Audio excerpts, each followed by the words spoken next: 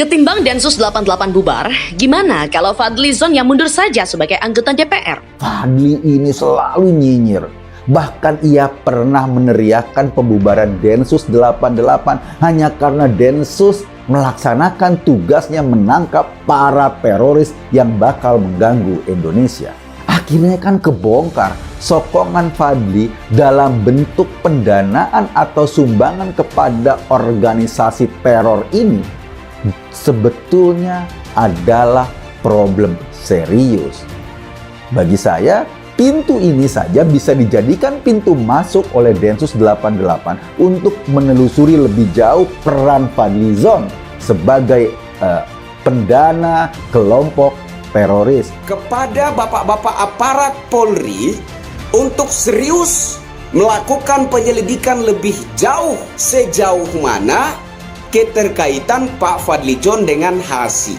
Karena sebagai masyarakat saya merasa tidak etis kalau ada seorang anggota DPR RI, waktu itu Anda adalah wakil ketua DPR RI, lantas menyumbangkan dana atas nama kemanusiaan, tapi sasarannya malah jatuh ke Al-Qaeda. Kita sebagaimana manusia biasa yang tidak mempelajari secara mendalam akan gerakan terorisme dan ekstremisme akan menganggap tidak apa-apa atau hal semacam itu dianggap sebagai hal yang biasa, tidak terkait dengan gerakan terorisme maupun ekstremisme keagamaan. Sikap kita dan masyarakat kita yang permisif dan bahkan membela pada aktor terorisme dan ekstremisme yang tercokok oleh Densus 88 adalah masuk dalam kategori enabling environment.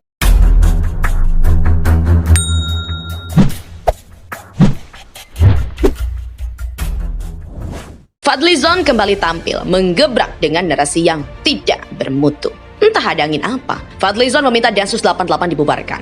Dia mengatakan perubahan dunia membuat Densus sebaiknya dibubarkan. Narasi semacam ini tak akan dipercaya rakyat lagi, berbau Islamofobia. Dunia sudah berubah, sebaiknya Densus 88 ini dibubarkan saja. Ya begitu. Dalam cuitan itu, Fadlizon juga meng-quote tweet sebuah berita. Berita itu berjudul, Densus 88 klaim Taliban menginspirasi teroris Indonesia. Selain itu, Fadli mengatakan teroris memang harus tetap diberantas. Dia meminta jangan sampai teroris justru dijadikan komoditas. Densus 88 sendiri sudah memberikan respon atas pernyataan Fadlizon. Kabak Banops Densus 88 Kombes Aswin Siregar mengaku akan mempelajari permintaan Fadli itu. Ya, semoga respon itu hanyalah formalitas saja. Tak perlulah meladeni orang seperti Fadlizon yang memang dari dulu tidak pernah menjaga etika dalam membuat statement. Orang ini memang tidak ada manfaatnya, nyinyir tapi ngaku kritik ya. Isinya banyak yang menggelikan. Kedok demokrasi dipakainya untuk menyerang dengan cara yang hina dan licik. Apakah Fadlizon tidak ada lagi hati nuraninya sebelum mengatakan itu?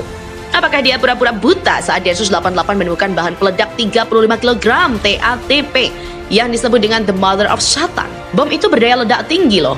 Untung saja ditemukan dan dimusnahkan. Kalau tidak, ya bakal ada korban jiwa baru terorisme. Bayangkan saja, saat dimusnahkan, bahan peledak itu masih menghasilkan efek ledakan yang dahsyat, yaitu tanah longsor hingga menyebabkan lubang tanah di sekitar lokasi. Kita tahu Fadlizon tidak senang dengan pemerintah, tapi sikapnya ini sudah sangat keterlaluan. Bahkan bisa dibilang terlalu frontal untuk sekelas anggota DPR RI. Komisi Kepolisian Nasional juga mengaku kaget mendengar permintaan dari Fadlizon itu. Kami sangat kaget, heran dan juga menyayangkan statement anggota DPR RI Bapak Fadlizon yang menyatakan Densus 88 sebaiknya dibubarkan karena Islamofobia dan menjadikan teroris sebagai komoditi, kata Komisioner Kompolnas Pungki Indarti. Menurut dia, permintaan Fadlizon itu sangat tak berdasar. Alasannya adalah Fadli tidak masuk dalam komisi DPR yang menjadi mitra pengawas Polri. Bagi kami, statement itu ya sangat tidak berdasar, tidak didukung data, tak didukung penelitian dan ahistoris. Apalagi Bapak Fadlizon itu kan tidak masuk ya dalam komisi yang menjadi mitra atau pengawas Polri. Ahistoris itu maksudnya tidak melihat sejarah, artinya ucapan Fadlizon tidak melihat selama ini Densus 88 secara profesional mengungkap dan memproses hukum kasus-kasus teroris di Indonesia sejak kasus bom Bali 1 di tahun 2003 hingga kasus-kasus teroris yang terjadi saat ini. Telaknya, Pungki mengatakan narasi Densus 88 dibubarkan selama ini datang dari kelompok teroris atau radikal. Maka dari itu, dia menganggap permintaan Fadlizon itu sesat dan juga berbahaya. Nah, kalau keinginan membubarkan Densus 88 sering datang dari kelompok teroris atau radikal, maka Fadlizon yang juga meminta Densus 88 bubar seperti itu disebut apa? Silakan, Anda jawab sendiri ya. Pungki mengatakan Densus 88 adalah salah satu detasemen anti teror terbaik di dunia. Dan perlu kita tambahkan lagi, kalau Fadlizon adalah salah satu anggota dewan yang paling bising dan rewel dengan cuitan tidak bermutu, seolah dia itu sudah paling hebat sendiri. Saya yakin, kalau dilakukan survei atau jajak pendapat, rakyat malah lebih memilih kalau Fadlizon itu yang mundur saja dari jabatannya sebagai anggota DPR RI. Percumalah dapat gaji besar kalau ucapannya sembarangan dan tak bermutu. Di negara ini banyak sekali politisi-politisi yang bisa dikatakan tak beradab, baik dalam tutur kata, cuitan di media sosial maupun perilaku. Justru mereka inilah biangnya perpecahan karena statement yang kontroversial dan juga memancing keributan. Kalau Densus 88 dibubarkan, apakah Fadlizon bisa jamin terorisme bisa reda atau bisa melindungi seluruh rakyat Indonesia dari ancaman terorisme? Dan kalau ada korban, apakah dia mau tanggung jawab atau jadi pengecut? Lebih baik mundur saja, sekalian mundur dari Gerindra. Malu woy, ketua umum partainya gabung ke pemerintah, tapi yaitu jadi duri dalam daging. Contohlah Fahri Hamzah. Bagaimana menurut Anda? Fadlizon kembali tampil, menggebrak dengan narasi yang tidak bermutu. Entah ada angin apa. Fadlizon meminta Densus 88 dibubarkan. Dia mengatakan perubahan dunia membuat Densus sebaiknya dibubarkan. Narasi semacam ini tak akan dipercaya rakyat lagi, berbau Islamofobia. Dunia sudah berubah, sebaiknya Densus 88 ini dibubarkan saja. Ya, begitu. Dalam cuitan itu, Fadlizon juga mengquote tweet sebuah berita. Berita itu berjudul, Densus 88 klaim Taliban menginspirasi teroris Indonesia. Selain itu, Fadli mengatakan teroris memang harus tetap diberantas.